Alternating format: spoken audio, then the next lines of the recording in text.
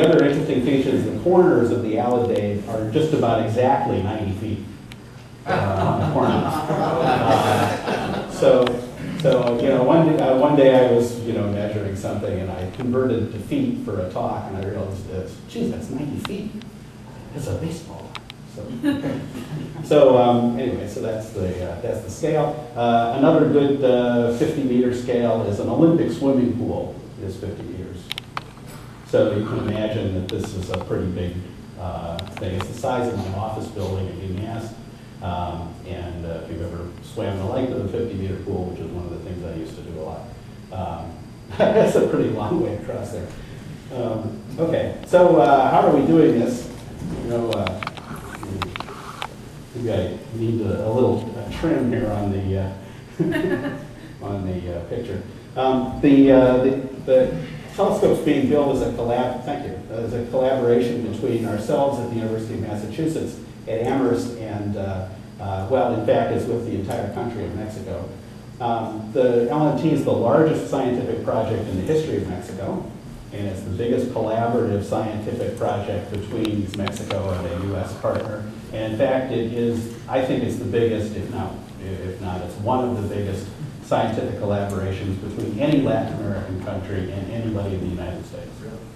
So, I mean, internationally is a very important thing. I was in Washington yesterday with some guy from the Mexican embassy running around the halls of Congress trying to convince them to give us some more money so we can please just finish this thing. And, this is in the U.S., big project like this, interesting, but not such a big deal. In Mexico, this is the biggest deal in science, and it's something that a lot of people in the country know about. So here we all are, or at least a bunch of us astronomers and engineers that have been working on the project. This fellow up here, Alfonso Serrano, is really like the father of the LMT in many respects, particularly in the leader of the project in Mexico, and a wonderful entrepreneurial spirit who can go out and manage to convince folks in Mexico that building such a big telescope is a good thing for the country. Here's a little bit about our timeline. This project's been underway for a long time, in fact, a lot longer than 1994, but I'm embarrassed to put it when we started thinking about it up there. We've gone, paced steadily through all of this thing. There was years of design, and after we picked the site, and then years of fabricating this thing and trial assembling it in the factory. All of the steel and a lot of the other work has been done by Mexican companies, and some of them are real good, some of them are not so good. The last few years, we've had one of the real good ones up there erecting the steel structure at the site and doing a fabulous job. Last November, we put the telescope on a crash course to get to a milestone that would allow President Fox, who gave us a lot of money during his term, to come just before he left office and have his picture taken, and so we could demonstrate that the telescope actually worked to him. I said it was impossible, and we all worked like crazy. And in fact, the night before he was supposed to arrive, we finally got first light with the telescope at centimeter wavelengths, not millimeter wavelengths, and then after weeks of being up there in cold and fog and snow and all kinds of stuff, the day the president came was beautifully clear and sunny and just gorgeous, and we had a great time. So now we hit our big political milestone, and we've got to go back and actually do the work right, and so that's what we're working on.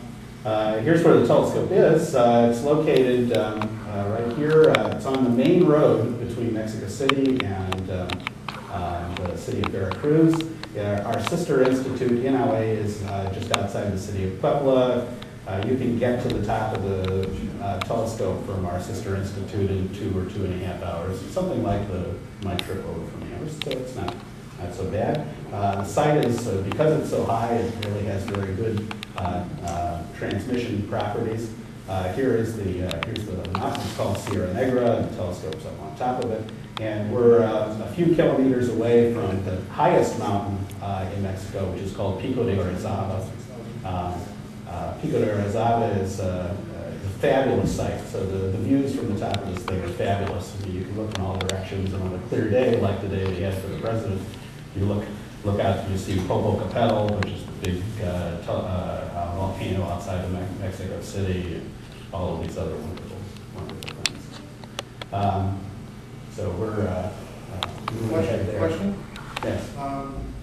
Geologic activity in that area? Yeah, I was going to ask. Just curious. This is the 6th most dangerous volcano in Mexico. Yeah. Okay, now why is it the 6th most dangerous? It's not and it's had historical eruptions. So this occurred in the 1600s.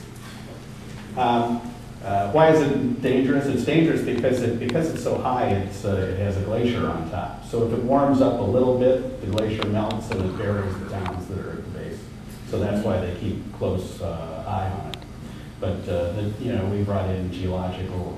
One of the things that Mexican geologists are very good at is volcanoes, and so we brought them in and said, is this what in the 30-year lifetime of this observatory, what are our odds that we're going to have a problem? And they said your odds are very good that you're going to be okay. So we felt therefore somewhat more confident about this whole deal. If you go around the world and look at the big telescopes of the world and where are they situated, a lot of them are in kind of bad spots. This is now a few years old when the telescope was more under construction, but you get a sense of our site, Pico de Orizaba, which in Nahuatl, the old language, is called Skituate. And Sierra Negra, which is called Tliltepetl in the old language. Tliltepetl basically means Sierra Negra, which basically means Black Mountain. Skituate is interesting. Skituate means Mountain of the Star. So when we first heard that, we thought, hey, this is really cool. Mountain of the Star. It's like fate over here.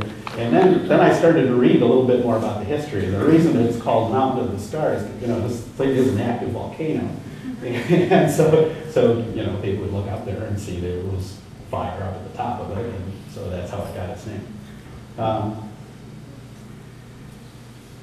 Here's the road that our sister institute put in to get to the top of the mountain. One of the things about working with folks in Mexico is that they're not daunted by anything.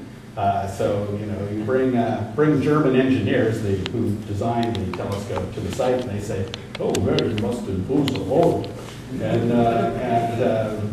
our colleagues basically, would say, "Well, we can do it." And sure enough, they bring these 30-ton beams up this terrible little road, and gradually through the years, things have gotten better and better. Now, actually, is pretty similar to in quality, at least this upper part, it's pretty similar in quality to the road up Mauna Kea. There's an old picture from 2003. We assembled the alidade. Here's that concrete cone that was built on. This foundation won an award in Mexico as the best civil works project of the year, like 2000 or 2001 or something like that. It was built by a wonderful company called Cosmos, which is the 4th biggest cement company in the world, and it's a Mexican company. They did a terrific job. It's built like a nuclear reactor. So we assembled the alidade and this whole thing over here, and we assembled the backup structure over to the side, and you'll see how much fun that was in a little bit. Here's a little set of pictures showing the evolution from a hole in the ground in 2001, and slowly and steadily here we were putting in the casing for that 11-meter bearing that we were talking about earlier, and building up the alidade.